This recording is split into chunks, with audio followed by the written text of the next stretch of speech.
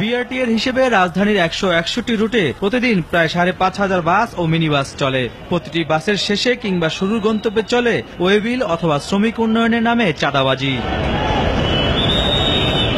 প্রকাশ্যে চাঁদাবাজির সময় ক্যামেরা দেখে লুকিয়ে যাওয়ার চেষ্টা করেন চাঁদাবাজরা। পরে তারা জানালেন কোথায় যায় এসব টাকা।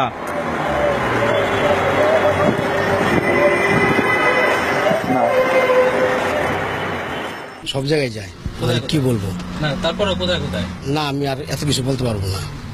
সব জায়গায় যায়। সার্জনের বিট, তারপরে সুপারভাইজারের বেতন, তারপরে হচ্ছে রিকোজিশনের গাড়ি। তবে লেগুনা কিংবা প্রাইভেট সিএনজিতে চাঁদাবাজির কৌশলটা ভিন্ন। প্রত্যেক দিন গাড়ি প্রতি চাঁদা দিতে হয় 600 থেকে 800 টাকা। ক্যামেরা দেখে এরা লুকিয়ে পড়লে সাহায্য নেওয়া হয় স্মার্টফোনের।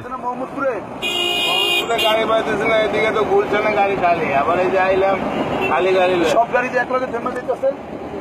শ্রমিক ফেডারেশনটাকে এতটুকু আমি জানি স্যার, এতে কিছু বলতে পারবো না। এক জায়গা আছে 60 টাকা, এক জায়গা আছে 70 টাকা, এক জায়গা আছে 50 টাকা, আর মালিক সমিতি শ্রমিক সমিতি মিলে আছে 500 টাকা। এটা আছে আপনার মহাখালী আছে, মোহাম্মদপুর আছে, মানে বিভিন্ন জায়গায় মিলে। এটা শ্রমিক লীগ, ছাত্র লীগ, রোডের শ্রমিকরা, মালিক সমিতি সব মিলে জিলা একখানে। রাজধানীর প্রতিটি রুটেই একই অবস্থা।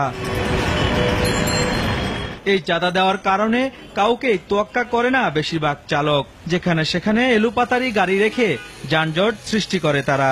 লাইনে 320 টাকা করে জিবি দেওয়া হয়।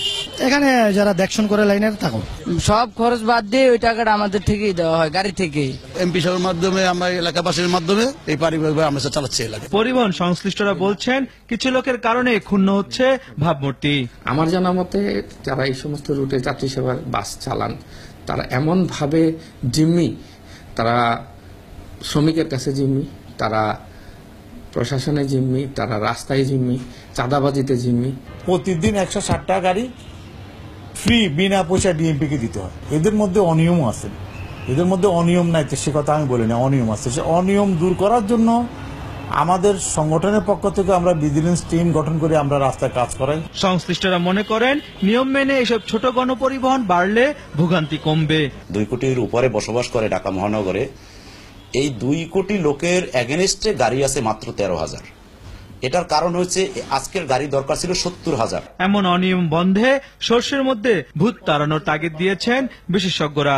আমরা নিজেদের দেশে আইনের সঠিক প্রয়োগ করি না। আমরা যে কাজটি করি সেটি হচ্ছে, আমার সন্তান যদি অন্যায় করে, আমার কাজ হচ্ছে আমার কাজের বুয়ার ছেলেকে জেলখানায় পাঠানো।